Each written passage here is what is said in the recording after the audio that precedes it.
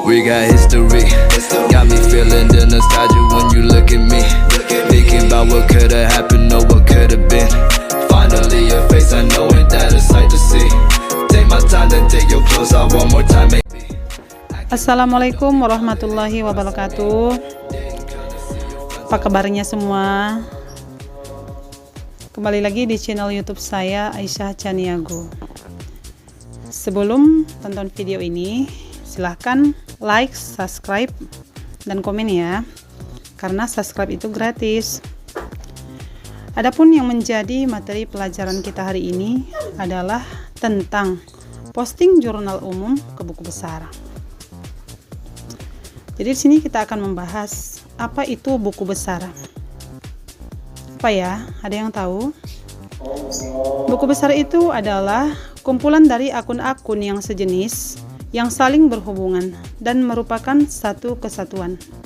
Di mana kumpulan akun ini biasanya terbagi ke dalam 5 kelompok, yaitu akun harta, akun utang, akun modal, akun pendapatan, dan akun beban-beban. Dan biasanya buku besar merupakan catatan akuntansi terakhir yang disebut dengan Book of Final Entry. Selanjutnya, apa yang menjadi fungsi buku besar? Fungsi buku besar adalah yang pertama, untuk meringkas data transaksi yang telah dicatat di dalam jurnal. Yang kedua, sebagai wadah untuk menggolongkan data keuangan. Yang ketiga, untuk mengetahui jumlah rekening yang telah terjadi. Yang keempat, sebagai dasar penggolongan transaksi yang telah dicatat ke dalam jurnal. Dan yang terakhir adalah sebagai sumber informasi untuk menyusun laporan keuangan. Oke, teman, kita lanjut. Adapun peralatan-peralatan yang dibutuhkan untuk pengelolaan buku besar, yang pertama sekali kita harus siapkan dulu tentunya alat tulis dan alat hitung. Kemudian kita siapkan jurnal umumnya. Selanjutnya kita harus siapkan dulu dong format buku besar yang diperlukan untuk memosting dari jurnal ke buku besar nantinya. Dan yang terakhir adalah bukti-bukti transaksi bila diperlukan. Selanjutnya, ada berapa sih bentuk daripada buku besar itu? Di sini kita akan bahas ya. Bentuk buku besar itu terdiri atas 4 kategori. Yang pertama di sini adalah bentuk T sederhana. Bentuk buku besar ini merupakan bentuk yang paling sederhana, di mana sebelah kiri menyatakan sisi debit dan sisi kanan menyatakan sisi sebelah kredit. Dan gambarnya coba kita lihat ya, sama persis seperti huruf T. Selanjutnya, yang kedua adalah bentuk skontro ataupun 2 kolom. Bentuk skontro berarti sebelah menyebelah, yaitu sebelah debit dan sebelah kredit. Bentuk ini mempunyai kolom keterangan yang terletak di sebelah debit dan sebelah kredit. Jadi formatnya seperti yang ada pada tayangan gambar ini ya. Gampang sekali ya. Ini adalah merupakan gambaran daripada bentuk T, akan tetapi dia memiliki yang namanya keterangan. Kemudian yang ketiga adalah bentuk saldo tunggal atau 3 kolom. Bentuk ini digunakan apabila memerlukan penjelasan yang banyak, baik untuk transaksi debit maupun kredit. Dengan menggunakan bentuk saldo tunggal, kita dapat mengetahui informasi setiap saat. Jadi formatnya sama ya, seperti yang ada pada gambar. Yang mana di sini kalau kita perhatikan dia terdiri atas 3 kolom sebenarnya. Kolom yang kita hitung itu adalah mulai dari kolom debit, kolom kredit, dan kolom saldo. Saldo di sini ya tidak menentu. Kalau misalnya dia nama rekeningnya itu adalah saldo normalnya di sebelah debit, maka dia adalah akan bersaldo debit. Tapi kalau akunnya tersebut adalah bersaldo normal di sebelah kredit, maka saldo yang ada pada kolom bentuk 3 kolom ini akan bersaldo sebelah kredit. Selanjutnya yang terakhir adalah bentuk saldo rangkap ataupun 4 kolom. Bagaimana bentuk ini? Bentuk ini serupa dengan bentuk saldo tunggal ataupun yang 3 kolom tadi ya. Hanya saja kolom saldo pada bentuk saldo rangkap dibagi menjadi 2 kolom, yaitu kolom debit dan kolom kredit. Sementara untuk saldo disesuaikan dengan sifat masing-masing akun. Jadi jelas ya sahabat, bahwasanya pas ya jumlah 4 kolom itu terdiri atas kolom debit, kolom kredit, kolom saldo debit, saldo kredit. Jadi perbedaannya tadi hanya pada kolom saldo. Kemudian bagaimana cara melakukan yang namanya posting? Sebelumnya kita harus tahu dulu apa itu posting. Posting adalah proses pemindahan catatan dari jurnal umum ke buku besar.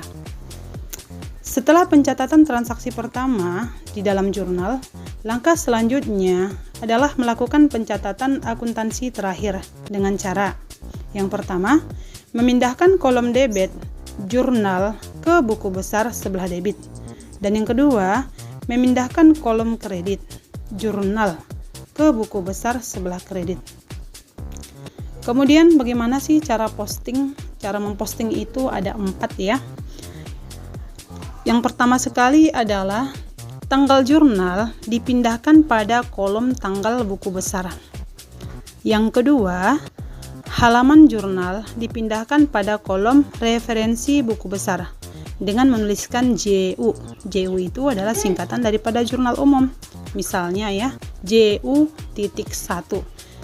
Berarti posting buku besar berasal dari jurnal umum halaman 1. Ya, kalau jurnal umumnya itu ada 2, berarti nanti sampai dengan keterangan jurnal umum halaman 2. Kemudian yang ketiga adalah jumlah pada jurnal dipindahkan ke buku besar sesuai dengan akun yang bersangkutan. Jumlah debit jurnal ditempatkan pada debit buku besar dan jumlah kredit jurnal ditempatkan pada kredit buku besar. Oke, yang terakhir adalah kolom referensi. Baiklah, kita lanjut kembali ya untuk ilustrasi cara memposting dari jurnal umum ke buku besar. Berikut ya, teman-teman bisa lihat bagaimana cara memposting di sana ya. Di sana sudah ada jurnal umumnya, ada buku besarnya. Kita perhatikan buku besarnya itu adalah buku besar bentuk 2 kolom ataupun skontro ya. Ya, di sana sudah ada panah-panahnya. Teman-teman bisa perhatikan lebih jelas proses postingan ataupun pemindahan dari jurnal umum ke buku besar. Ya, teman-teman, saya rasa tidak ada yang sulit ya untuk cara memposting. Hanya tinggal memindahkan. Sudah jelas ya? Oke, kalau begitu kita lanjut kembali. Setelah selesai memposting, siklus selanjutnya itu adalah menyusun neraca saldo ataupun trial balance. Apa yang dimaksud dengan neraca saldo? Neraca saldo merupakan kegiatan menguji kebenaran saldo-saldo debit dan kredit rekening buku besar dengan cara menyusun saldo-saldo rekening buku besar dalam suatu daftar yang disebut neraca saldo. Oke, jadi ini bentuk daripada neraca saldo ini adalah seperti yang tertera pada gambar, di mana terdiri atas kolom rekening, kemudian saldo debit dengan kredit. Isiannya ini, saya ulang kembali, adalah berasal dari akun-akun buku besar, yang mana untuk masalah nilai dari sisi debit dengan kredit itu nominalnya itu kita ambil dia dari jumlah akhir daripada masing-masing setiap akun dalam buku besar. Jadi, jumlah angka yang terdapat dalam neraca sisa merupakan saldo normal tiap perkiraan buku besar, yang diantaranya adalah seperti yang pertama sekali akun aktiva ataupun harta bersaldo normal debit, tetapi untuk akun akumulasi penyusutan aktiva tetap bersaldo normal kredit. Selanjutnya akun kewajiban, biasanya ini adalah kepala 2 ya. Untuk akun kewajiban ataupun utang bersaldo normal kredit. Kemudian yang ketiga adalah akun ekuitas ataupun modal. Saldo normalnya juga sama ya, seperti utang, yakni berada di sebelah kredit.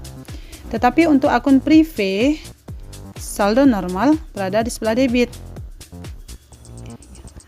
Selanjutnya, pada poin keempat adalah akun pendapatan, bersaldo normal sebelah kredit. Dan yang kelima adalah akun beban, yakni akun beban saldo normalnya adalah sebelah debit. Cukup gampang ya cara melakukan penyusunan trial balance ataupun neraca saldo. Saya rasa teman-teman pasti bisa menyelesaikan ketika ada tugas-tugas dari guru tentang cara pemostingan dari buku besar, dari jurnal umum ke buku besar, dan cara menyusun neraca saldo. Oke, demikian yang dapat saya sampaikan. Saya ucapkan terima kasih dan assalamualaikum warahmatullahi wabarakatuh. We got history, got me feeling the nostalgia when you look at me. Thinking about what could've happened.